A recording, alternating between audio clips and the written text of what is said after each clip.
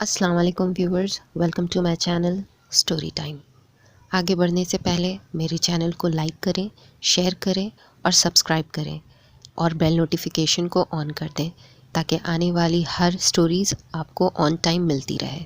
तो आइए सुनते हैं स्टोरी। कि चची से पहले चचा जान की एक और बीवी थी जिनसे एक बेटा भी था। बाद में ये बात वो भूल गया था। अब उसे सब याद आ गया था। वो चुपचाप साजिद को जाते देख रहा था। पूरे घर में सन्नाटा था। इतने लोगों के होते हुए भी ऐसा सन्नाटा जैसे घर में कोई मौत हो गई हो। साजिद के जाते ही एक कोहराम मच गया था। दादा जान ने अपनी गलती का इकरार नहीं किया था। उनकी हठधर्म फितरत ने अब भी उन्हें इस बात के लिए तैयार होने नहीं दिया कि वो साजिद से सॉरी कर लेते, मगर उनकी हालत बिगड़ गई। उन्हें हॉस्पिटल ले जाना पड़ा। दादा जान की हालत सीरियस थी। सब उनके पास हॉस्पिटल में थे, एक सिवाय किरण के। वो अब तक शॉक्ड में थी। उसे यकीन नहीं आ रहा था कि ये सब कुछ उसके साथ हो चुका है। ऐसी खबरें उसने अखबारों में पढ़ी थी। उसे क्या पता था कि वो भी एक दिन ऐसे किसी खबर का हिस्सा बन जाएगी। उसके माँ बाप के पास पैसों की कोई कमी नहीं थी। साजिद पहले ये मांग करता तो शायद ये मांग भी पूरी कर दी जाती, लेकिन यहाँ बात प्रॉपर्टी की नहीं थी। यहाँ बात ईगो की थी, जिसमें वो पिस गई थी। वो इतनी शॉक थी कि उसकी आंखों से एक आंसू नहीं टपका था। घर आकर वो शादी का ड्रेस, ज्वेलरी उतारते वक्त उसका दिल चाहा कि चीख चीख कर रोए, मगर वो जानती थी कि उसका एक एक आंसू उसकी माँ को खून के आंसू रुलाएगा, और वो उन्हें कोई तकलीफ़ पहुंचाना नहीं चाहती थी जिन पर पहले ही दुख का पहाड़ टूटा था। वो अपने कमरे में बंद हो गई थी। दादा जान के लिए सब दुआएं कर रहे थे, लेकिन किरण सब की तरह दादा जान के लिए दुआ ना मांग सकी। उसे इतना ही पता चला था कि साजिद ने अपनी माँ के साथ हुई नाइंसाफ़ी का बदला दादा जान से लेने के लिए किरण से शादी की थी। ये सब सुनकर उसका दिल चाहा कि वो साजिद से पूछे, इसके लिए उसकी ज़ात को निशाना बनाने की क्या ज़रूरत थी। दादा जान को नीचा दिखाने के लिए क्या किरण की इज़्ज़त और गुरूर को खाक में मिलाना ज़रूरी था। उसके माँ बाप को जलील करके उसे क्या मिला था। मगर वो ये सब पूछती भी तो किससे पूछती। वो तो शादी हॉल से ही गायब हो गया था, और उसकी ये हरकत किरण को अंदर ही अंदर सुलगा कर राख बना गई थी। और अगर उसे मुँह छुपाकर भागना ही था तो निकाह क्यों किया था। जो करना था निकाह से पहले करता। अपने नाम के साथ बांधकर वो बुज़दिलों की तरह फरार क्यों हो गया था, ताकि कोई पलट कर उससे जवाब तक ना पूछ सके। उसे साजिद से नफ़रत हो गई थी, और इसी नफ़रत का नतीजा था कि वो जल्द ही इस सदमे से बाहर आ गई थी। सुबह जब वो कमरे से बाहर आई तो सब उसे हैरानी से देखने लगे। वो सब की नज़रें अपने ऊपर जमी देखकर बोली, दादा जान के पास कितने बजे जाना है? खाने में क्या बताया है, बना लेते हैं। वो ऐसे बोली जैसे कुछ हुआ ही ना हो। उसके अंदाज पर सब चकरा कर रह गए थे। किरण, वो सब मैं कर लूँगी, तुम बस अम्मी को संभालो। भाभी ने किचन की तरफ जाती किरण को रोक कर धीरे से कहा, तो वो एक पल के लिए किरण की आंखें भर गई। अम्मी के सामने बहादुर बनना सबसे मुश्किल था। वो एक गहरा सांस लेकर उनके कमरे में चली गई। वो बिस्तर पर लेटी छत को घूर रही थीं। उनके चेहरे पर मलाल देखकर किरण के दिल में एक घूंसा सा पड़ा था। मैं तुम्हें कभी माफ़ नहीं करूँगी साजिद, किरण के दिल से आवाज़ आई थी। वो अम्मी के पास आ गई। अम्मी, चले नाश्ता कर लें, फिर दादा जान के पास हॉस्पिटल भी जाना है। उसके मज़बूत लहजे पर जयनमाज़ पर बैठी खाला भी उसे देखने लगी, जबकि अम्मी उसे गले लगाकर सिसकने लगीं। किरण के लिए भी ज़ब्त करना मुश्किल होने लगा था, मगर उसने फ़ैसला कर लिया था वो खुद को कमज़ोर होने नहीं देगी, बहुत स्ट्रॉन्गली खड़ी रहेगी। सभी ने उसके सब्र की दाद दी थी, एक दादा जान के अलावा। वो बिल्कुल खामोश थे। वो घर आ गए थे मगर बहुत कमज़ोर हो गए थे। گھر کا ماحول دھیرے دھیرے نارمل ہونے لگا تھا۔ ظاہر میں سب پہلے جیسا ہو گیا تھا۔ تبھی چچا چچی جان کے آنے کی ہلچل مچ گئی۔ انہیں دیکھتے ہی کرن کے زخموں سے ٹیس اٹھنے لگی۔ چچا چچی جان اور اس کے ماں باپ دادا جان کے کمرے میں بند ہو گئے تھے۔ کرن کو زیادہ ٹو تو نہیں تھی، مگر وہ اندر سے بے چین ہو گئی تھی۔ 3 مہینے ہو چکے تھے، مگر ان 3 مہینوں میں ساجد نے اپنی کوئی خبر نہیں دی تھی۔ وہ گھر سے بھی اپنے تمام سرٹیفکیٹس لے کر کہیں چلا گیا تھا۔ ایسے میں ان سب کا کرن کے لیے فکر مند ہونا صحیح تھا۔ جب دادا جان کے کمرے سے وہ نکلے تو ان سب کے چہرے سے لگ رہا تھا کہ اندر ہونے والی بات چیت کسی نتیجے پر پہنچے بنا ختم ہو گئی تھی۔ ان کے چہروں سے لگ رہا تھا جیسے کسی کو کسی کی بات سے اتفاق نہ ہو۔ رات کو چچی اس کے کمرے میں آئیں۔ شادی کے بعد ان سے ان کی کوئی خاص بات نہیں ہوئی تھی، اس لیے ان کے آنے سے وہ الجھ گئی۔ ادھر ادھر کی باتوں کے بعد وہ اسی بات پر آ گئی جس سے وہ بچنا چاہتی تھی۔ وہ کرن سے افسوس ظاہر کرنے کے ساتھ ساتھ اسے یقین دلانے لگی کہ اسے ساجد کے اس ارادے کے بارے میں کچھ پتہ نہیں تھا، ورنہ وہ شادی کے لیے کبھی تیار نہیں ہوتی۔ کرن جانتی تھی اس میں ان کا کوئی قصور نہیں ہے۔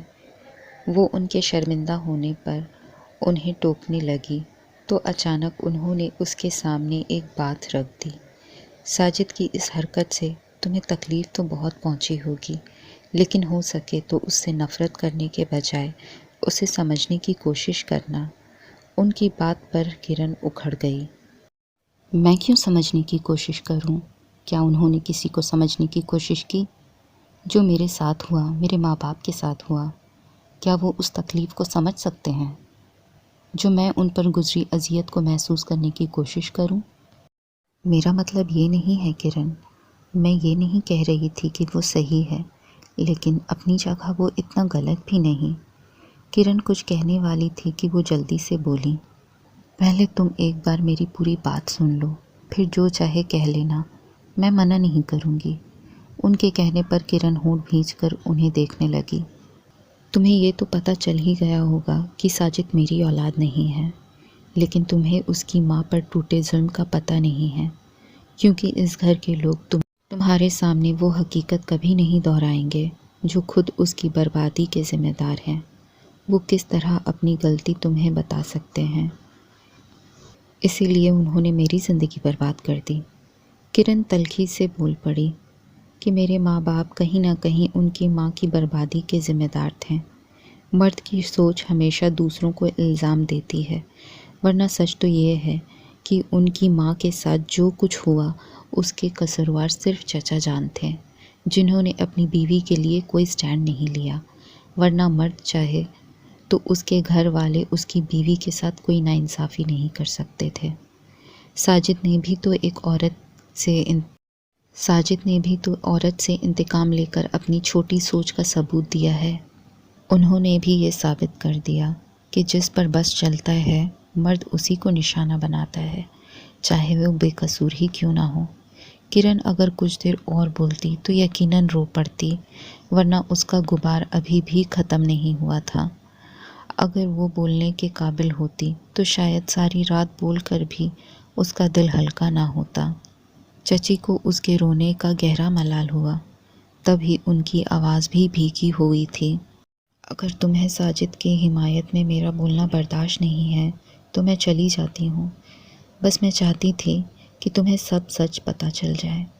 وہ اٹھنے لگی تو کرن نے انہیں روک لیا۔ نہیں، آپ بتائیں، میں سب جاننا چاہتی ہوں۔ کرن، مجھے تمہاری کسی بات سے شکایت نہیں ہے، مگر میں ساجد کو اچھی طرح جانتی ہوں۔ میں نے اسے 6 ماہ کا پالا ہے۔ جب میں اسے اس کے نانا کے گھر سے لائی تھی تو وہ صرف 6 ماہ کا تھا، بہت کمزور اور دبلا۔ نانا کے گھر میں اس کی دیکھ بھال کرنے والی کوئی عورت بھی تو نہیں تھی، نہ اسے اچھی خوراک ملتی تھی۔ ان کی اتنی حیثیت بھی نہیں تھی کہ اس کے دیکھ بھال کے لیے ایک نوکرانی رکھ لیں۔ ماموں اپنے کام کی وجہ سے گھر سے باہر رہتے، نانا بوڑھے، جوان بیٹی کے غم سے نڈھال، فائنینشیلی پریشانیوں میں گھرے۔ اس کی دیکھ بھال کرنے کے قابل نہ تھے۔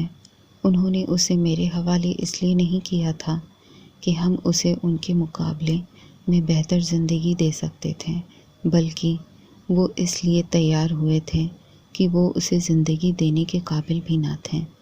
اس کا دودھ تک کا خرچہ برداشت نہیں کر سکتے تھے۔ اسے میری گود میں ڈالتے ہوئے ساجد کے نانا نے صاف کہہ دیا تھا کہ میں اپنا یہ بچہ اپنی بیٹی کے قاتل کو نہیں دے رہا، اس شریف عورت کو دے رہا ہوں جو شوہر کی اصلیت کھل جانے پر بھی محض اپنے بچے کی بھلائی کے لیے خود اس کا گھر ڈھونڈتی اسے لینے آئی ہے۔ صرف میرے بھروسے انہوں نے ساجد کو میرے حوالے کر دیا تھا۔ میں نے بھی ساجد کو کبھی اس کی ماں کے ساتھ ہوئی ناانصافیوں کے بارے میں نہیں بتایا۔ وہ عورت تو مر چکی، لیکن ساجد کے لیے وہ سب جاننا اذیت ناک ہوتا۔ اپنے باپ سے اسے نفرت ہو جائے گی، مگر ایسی باتیں کب چھپتی ہیں؟ میرے پاپا کا کاروبار دوسرے شہر میں تھا۔ میرا کوئی بھائی نہیں تھا، اس لیے پاپا کی شرط تھی کہ وہ میری شادی ایک ایسے شخص سے کریں گے جو ان کا سارا کاروبار سنبھال لے۔ اس لیے تمہارے چچا شادی کے بعد اسی شہر میں آ گئے تھے۔ اگر ہم لوگ وہیں رہتے تو شاید ساجد کو کبھی پتہ ہی نہیں چلتا کہ میں اس کی سوتیلی ماں ہوں، لیکن جب ہم کبھی یہاں آتے تو اسے ہر بار کچھ نہ کچھ پتہ چل جاتا تھا۔ اسے یہی پتہ چلا تھا کہ میں اس کی سگی ماں نہیں ہوں۔ اس وقت وہ بہت چھوٹا تھا، اس کے لیے یہ بات بہت بڑا صدمہ تھی۔ ہم نے اسے بہت مشکل سے سنبھالا، لیکن اصل دھکا تو اسے اس وقت لگا جب وہ اسکول کے ٹرپ میں یہاں آیا تھا اور اس ہوٹل میں ٹھہرا تھا جہاں اس کے ماموں مینیجر تھے۔ وہ اسے پہچان گئے اور انہوں نے جو کچھ اسے بتایا وہ ساجد کے لیے ہی نہیں بلکہ میرے لیے بھی ناقابل یقین تھی۔ ساجد اس وقت 8th اسٹینڈرڈ میں تھا۔ اس کے لیے یہ سب آسان نہیں تھا۔ ایک طرح سے اس کے ماموں نے اسے یہ سب بتا کر اس پر ظلم ہی کیا تھا۔ میں تو صرف اتنا ہی جانتی تھی کہ ساجد کی ماں نے شادی کے 4 ماہ بعد ہی گھر والوں کے ناک میں دم کر دیا تھا۔ پھر وہ مائکے جا کر بیٹھ گئی۔ وہیں ساجد کی پیدائش ہوئی، اس پر ان کی موت ہو گئی۔ یہ وہ کہانی تھی جو مجھے ان کی پہلی شادی کا راز کھل جانے پر سنائی گئی تھی۔ حالانکہ مجھے اس کہانی پر یقین نہیں آیا تھا، کیونکہ تمہارے دادا جان کی لالچی فطرت کا اندازہ مجھے شادی سے پہلے ہی ہو گیا تھا۔ حقیقت کا پتہ اس وقت چلا جب ٹرپ سے واپس آ کر ساجد نے اپنے باپ سے سوال کیا۔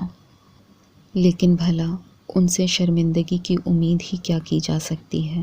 انہوں نے بے شرمی سے ساری باتیں ایکسیپٹ کر لی۔ ساجد کے نانا بہت دولت مند تھے۔ تمہارے دادا جان کو امید تھی کہ وہاں سے خوب جہیز ملے گا، لیکن مہندی کے وقت کچھ کپڑے اور زیور دیکھ کر انہیں فکر ہو گئی۔ انہوں نے ساجد کے نانا سے صاف بات کی تو نانا نے بتایا کہ کاروبار میں زبردست گھاٹا ہوا ہے انہیں اور ان کا دیوالیہ ہو گیا ہے۔ تب دادا جان بہت پچھتائے۔ انہوں نے نانا کی دولت دیکھ کر وہاں رشتہ کیا تھا۔ تب انہوں نے نانا سے وہ گھر مانگا جس میں وہ رہ رہے تھے۔ یہ بات انہوں نے نکاح سے پہلے رکھی تھی اور بارات واپس لے جانے کی دھمکی دے دی تھی۔ تب نانا نے اپنی عزت اور بیٹی کی زندگی کے لیے مجبور ہو کر گھر ان کے لڑکے کے نام کر دیا۔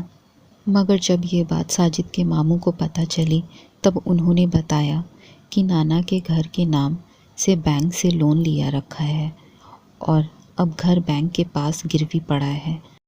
ساجد کے نانا تمہارے والد کے پاس پہنچے اور ساری بات بتا کر ان کی منت کی کہ وہ ابھی کاغذات کو اپنے پاس رکھیں اور کوئی کارروائی نہ کریں۔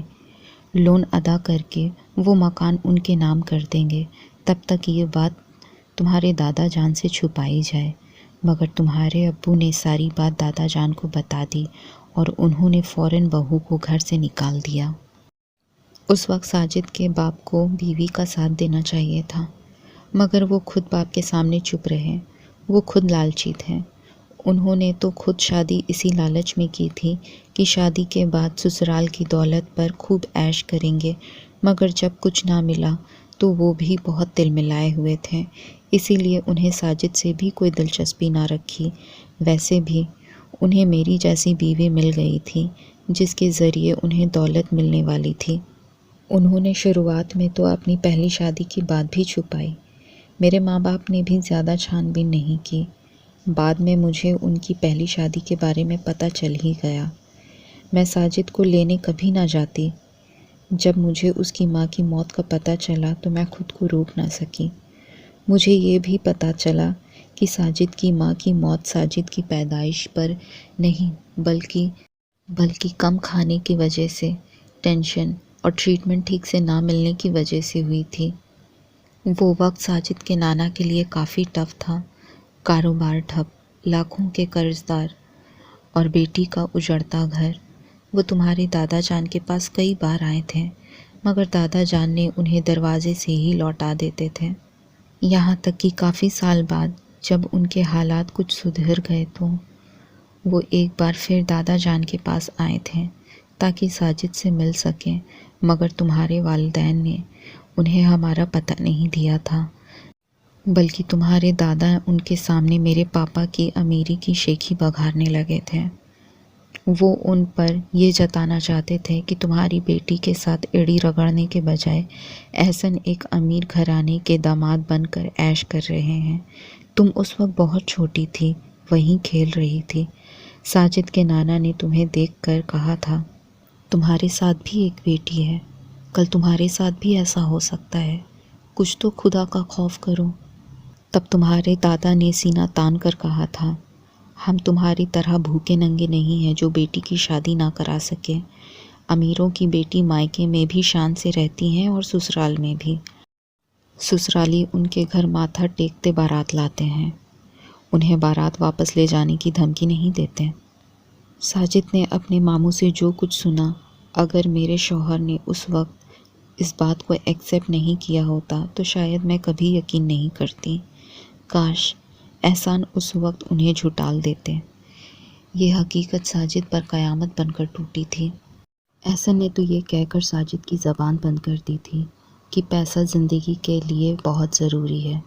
جہیز کی لعنت اور زور بازو پر کمائی دولت کی فلسفی حقیقت زندگی میں نہیں چلتے۔ تم اگر آج یہ عیش و آرام کی زندگی جی رہے ہو تو صرف اسی لیے کہ میں تمہاری ماں کو چھوڑ کر ایک ایسی عورت سے شادی کی جس کے پاس خوب دولت ہے، ورنہ میں کوئی معمولی جاب کر رہا ہوتا اور تم بھی کسی مڈل کلاس گھرانے کے بچوں کی طرح زندگی گزار رہے ہوتے۔ اسکول کے جس ٹرپ سے لوٹ کر تم مجھ سے نفرت محسوس کر رہے ہو، اس ٹرپ پر تم اتنے مہنگے اسکول میں پڑھنے کی وجہ سے ہی گئے تھے۔ اس دن کے بعد سے ساجد نے ان کے سامنے کچھ نہیں کہا، مگر اس کا ہر ایک عمل چیخ چیخ کر کہتا تھا کہ وہ اپنے باپ اور دادا سے شدید نفرت کرتا ہے۔ اس نے اس مہنگے اسکول کو چھوڑ دیا اور ایک معمولی سے اسکول میں ایڈمیشن لے لیا جس کی فیس وہ خود ٹیوشن دے کر دیتا تھا۔ اس نے اپنے باپ سے بات تک کرنا چھوڑ دی۔ وہ میری بہت عزت کرتا تھا، مگر میرے سمجھانے ڈانٹنے یہاں تک کہ ناراض ہو جانے پر بھی وہ اپنے فیصلے سے نہیں ہٹا۔ وہ اپنے لیے کپڑے اور جوتے تک اپنے کمائے پیسوں سے خریدتا تھا۔ میں اسے ماجد کی طرح باہر بھیجنا چاہتی تھی پڑھائی کرنے کے لیے، مگر وہ مجھ سے ایک پیسے نہیں لینا چاہتا تھا۔